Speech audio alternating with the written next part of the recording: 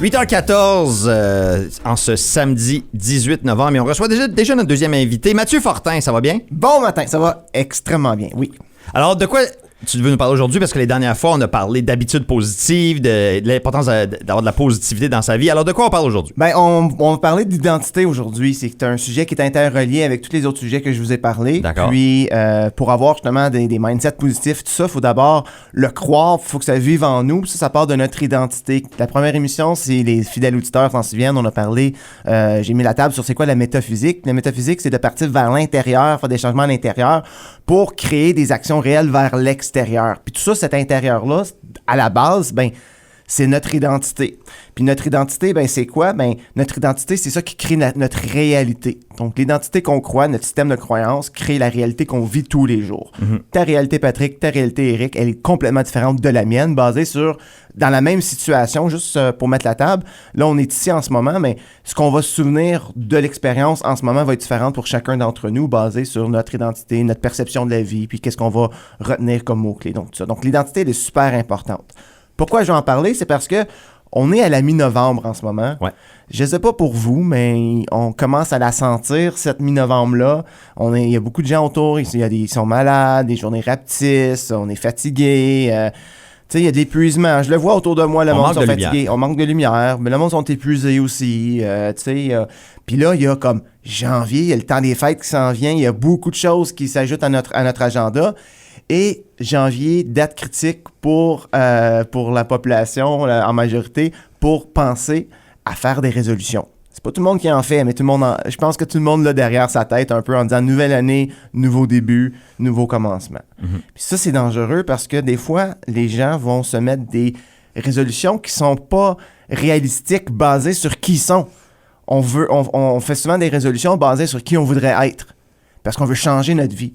Mais d'abord, avant de pouvoir mettre en action ces résolutions en 2024, il faut commencer à changer qui on est à l'intérieur pour être capable de les faire, ces résolutions-là. C'est de ça que je vais parler aujourd'hui. Cette identité-là qu'on doit construire pour se mettre en marche. Fait que là, je veux prendre les gens, chers auditeurs, je veux vous amener avec nous là, à réfléchir.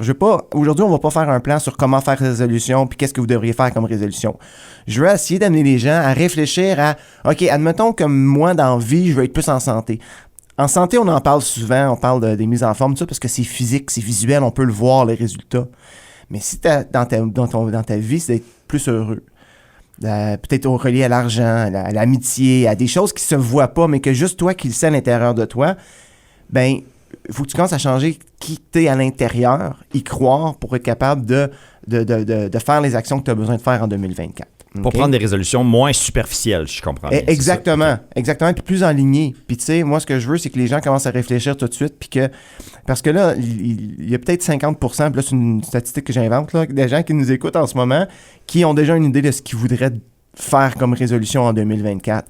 Mais moi, ce que je veux vous dire, là, c'est, attendez pas en 2024 pour commencer à faire des actions qui sont en cohérence avec qu'est-ce que vous voulez faire. Commencez 2024 avec déjà le parcours du vainqueur. Déjà, dans l'année 2024, officialise mon nouveau processus. Pas je commence à zéro. Mm-hmm. Donc, commencez maintenant. Puis ça commence à réfléchir, puis à y croire à l'intérieur de vous que c'est possible de le faire, puis de commencer à faire des petites actions, des petites victoires maintenant pour y arriver. La magie dans tout ça, c'est la préparation. La préparation mentale, d'abord, comme je le dis. Je vais vous lancer la question, Patrick et Eric. Est-ce que vous avez pensé aux résolutions? Est-ce que c'est quelque chose... puis ça peut être ne pas être en janvier, mais est-ce que vous avez des objectifs dans la vie dans lesquels vous vous dites, vous avez mis une date pour plus tard, dire « Ah, moi, je commence à telle date » ou « Dans un an, je voudrais avoir accompli telle chose ». Est-ce que vous en avez des choses comme ça dans votre vie? Non. Moi, une des résolutions que je prends à chaque année et qui dure, mettons, 2 mois, c'est que j'aimerais ça être 0 déchet quand je fais mon épicerie. Ça va progressivement bien, mais... À un moment donné, il y arrive toujours un temps où j'ai pas mes sacs de plastique quand j'achète mes fruits et légumes, fait que je recommence à prendre du plastique. Mais ça, je pense qu'à la base, c'est un manque de préparation, comme tu dis, que je vais à l'épicerie, c'est un coup de tête, fait que je suis pas prêt, j'ai pas mon infrastructure d'épicerie avec moi, fait que préparation, organisation. Je pense que c'est Mais- ça le parapluie. Mais tu sais aussi que tu peux ne pas utiliser de sac, comme mettre des pommes lousses dans ton panier, puis ils vont les scanner quand même. Comme moi, j'ai jamais pris un sac, comme les petits sacs là, pour Ouais. les légumes, j'ai jamais pris ça de ma vie. T'as juste des pommes lousses dans ton panier. Des pommes lousses, puis Ouais. ils les passent, ils les pèsent, puis comme jamais, tu les mets dans ton sac après réutilisable ou ton bac ou peu importe. C'est le chaos. C'est aucunement le chaos, c'est vraiment un chaos organisé. Mais On va travailler ensemble, puis on va réussir à. C'est ça, Ouais. si on est une Ben, équipe. je fais une petite apostrophe ici. Là, ce que je fais, moi, quand j'oublie mes sacs, je vais dans les fruits et légumes, je vide, mettons, les boîtes qui sont là, les boîtes de raisin, puis je prends des boîtes en tablette. Souvent, là, quand j'ai du carton au recyclage, moi, souvent, c'est parce que j'ai pris des boîtes qui traînaient dans le magasin, parce que j'avais pas de sac, puis j'ai fait mon épicerie avec les boîtes C'est du un bon magasin. truc. Mais je veux gratter dans ce que tu dis, parce que c'est super important. Parce que tu dis, tu veux... OK, je vais te poser des questions là-dessus. Ouais. Pourquoi tu veux utiliser moins de sacs? Quelle est la valeur à l'intérieur de toi? C'est quoi l'identité que ça te donne de faire ça? Ben, c'est parce que c'est important de prendre soin de l'environnement puis de prendre des gestes concrets, je pense. Et l'épicerie, c'est une des places où je sais que je pourrais faire un meilleur effort. Comme, c'est là que j'ai ciblé que mon impact environnemental peut être dans ma vie de tous Ton les jours. désir d'être mieux pour l'environnement vient te définir comment dans ton quotidien. Parce que ça fait que tu as une croyance, tu veux faire un impact, parce que plus large dans ta vie, il y a une valeur qui est associée à ça. Donc peut-être que tu l'as pas, cette réponse-là, tout de suite, puis ça va te faire réfléchir. Ben, je pense que c'est juste une question d'être conséquent parce que c'est quelque chose que je dis souvent. Puis je travaille dans une école, fait qu'on dit souvent aux jeunes recycler, composter, arrêtez de jeter vos vidanges par terre. Mais là, moi, dans ma vie de tous les jours, il faut que je le fasse aussi. Là, comme on dit souvent, il faut que les babines suivent les bottines. Exact. Donc, parce que tu le dis d'un niveau... parce que là, on parle d'habitude. Là. Où je veux vous apporter, c'est commencer à créer des habitudes, justement, comme tu l'as mentionné. C'est pour ça que j'ai beaucoup aimé ta réponse. On essaie de créer des habitudes dans notre quotidien pour créer... Parce que tout va au subconscient. Parce qu'on a une machine qui est programmable. Tu sais, l'humain, là, notre subconscient... tu sais, ce qu'on fait en ce moment, là, je bouge des mains quand je parle et tout ça. Ça, c'est mon conscient qui agit là dans l'action, mais basé sur de l'information que mon subconscient a enregistrée qui me permet d'agir en ce moment. Ouais. Donc, ce qu'on veut, c'est programmer notre subconscient pour que notre subconscient puisse faire ces actions-là sans qu'on ait besoin d'y réfléchir. Donc, il faut se programmer au niveau de notre croyance, de qui on est, pourquoi on le fait. Donc, tu sais, dans ton cas à toi, moi, je suis... Puis vous allez voir les gens, vous allez pouvoir voir les croyances des gens, leur identité. Quand quelqu'un dit « Ah, moi, je suis un gars qui... » Moi, je suis la personne que... Tu sais, quand la personne commence une phrase en disant « Moi, je suis le genre que... » ou « Moi, je suis un gars qui... » Écoutez bien ce que les gens disent, parce qu'ils sont en train de vous dire quelle est leur croyance, quelle est leur identité. Parce que quand ils disent « Moi, je suis un gars qui aime pas faire ça. Moi, je suis un gars qui oublie toujours ses sacs à l'épicerie quand j'y vais. » Mais t'es pas encore un gars écolo. Fait que faut être plus creux. Là, je vous utilise beaucoup comme exemple quand je viens ici, mais faut être plus creux.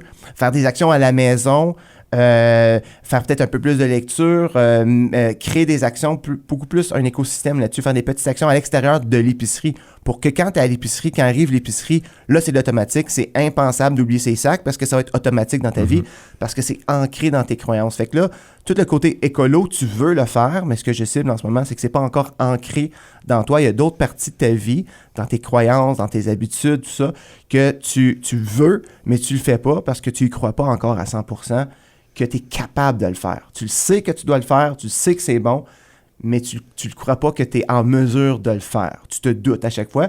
Et l'affaire qu'il y a à l'épicerie, qu'est-ce qui arrive, c'est que quand tu vas à l'épicerie puis tu oublies tes sacs, tu te sens coupable d'avoir oublié tes sacs. Ce que ça fait ton subconscient, ça date sur ton subconscient, ben tu es habitué d'être coupable. Donc, c'est pas grave si tu les oublies.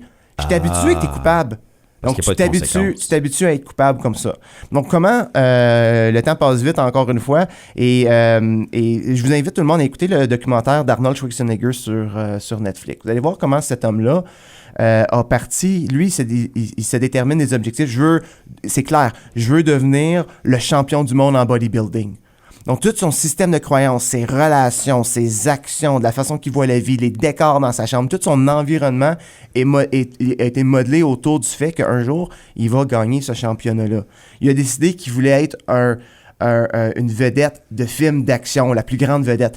Il voulait pas devenir un bon acteur. Il voulait devenir la star. Ben, toutes ses décisions, son entraînement, ses relations, les mots qu'il utilise, tout ça est devenu forger une identité dans lui parce qu'il est venu convaincre par des actions concrètes son identité, son subconscient, Puis après ça, il y a les relations. Il est plus attentif à certains types de conversations. Il est plus attentif à certains mots, à certaines choses comme ça. Puis c'est bâti ce personnage-là. Je recommande fortement Arnold Schwarzenegger, la série de on va comprendre comment on fait pour programmer son subconscient puis d'avoir une identité solide. Un autre livre que je vais vous suggérer, c'est un best-seller, c'est Atomic Habit. Là, j'avais trouvé le nom en français. Je pense qu'en français, c'est Un rien peut tout changer. OK. Atomic Habit, c'est un ouvrage, je l'ai écouté 2 fois en audiobook et là, je l'ai en vrai aussi parce que je veux vraiment... moi, ce que j'aimerais, c'est pouvoir vulgariser ça et aider les gens vraiment. Parce que le défi, quand on fait des résolutions, là, mesdames et messieurs, chers auditeurs, c'est que vous mettez plein de motivation, vous écoutez des choses qui vous motivent, vous faites des lectures, mais vous prenez pas le temps de les assimiler dans votre vie pour vrai. On fait beaucoup de lectures, on fait beaucoup de motivation, mais maintenant, il faut prendre qu'est-ce qu'on veut, le mettre dans notre plan d'action, puis vraiment le mettre en application. Ouais. C'est ce qu'on fait pas beaucoup. Avec Atomic Habit, il y a beaucoup de monde qui l'ont lu, mais probablement très peu de gens qui ont mis en application les leçons qu'on a là-dedans. Donc moi, je l'aime beaucoup, ce livre-là, et je me fais une mission de le décortiquer puis d'essayer d'enseigner ou d'aider. J'aimerais aussi accompagner des gens à mener à être capable de prendre ça. Donc, rapidement, peut-être pour la minute qui me reste, comment qu'une habitude se fait, puis je reviendrai en parler peut-être plus tard, mais ce que je veux que vous réfléchissiez en ce moment, c'est qu'est-ce que je dois changer dans mon système de croyance maintenant pour être la personne plus tard? Puis dites-vous qu'en ce moment, on est toujours porté à faire une action avant de la croyance. Donc, par exemple, de ton cas à toi, dis-toi tous les jours, je suis quelqu'un qui aime l'environnement et qui fait des actions constantes dans la mesure de mon possible pour réduire mes déchets. Ça, c'est la croyance que tu dois avoir. De là, quand tu fais ton déjeuner, quand tu vois un déchet par terre, ramasse. Tu ramasses les déchets par terre quand tu en vois? Bon, ça, c'est déjà bon, tu sais. Est-ce que, tu sais, fait comment continue comme ça, tu vas comme bâtir ton Mon identité. ton identité très profonde là-dessus. Donc, l'identité part toujours vers l'intérieur, vers l'extérieur. Si on fait des changements de l'extérieur, comme les gens vont s'abonner au gym, mais ils ont l'idée qu'ils vont pas être bons au gym, que les gens vont les juger, ben ça va pas durer longtemps le gym. Dis-toi, moi je suis quelqu'un qui va au gym, qui veut être en santé. Non, moi je veux être quelqu'un qui est en santé, qui me fait une bonne habitude alimentaire.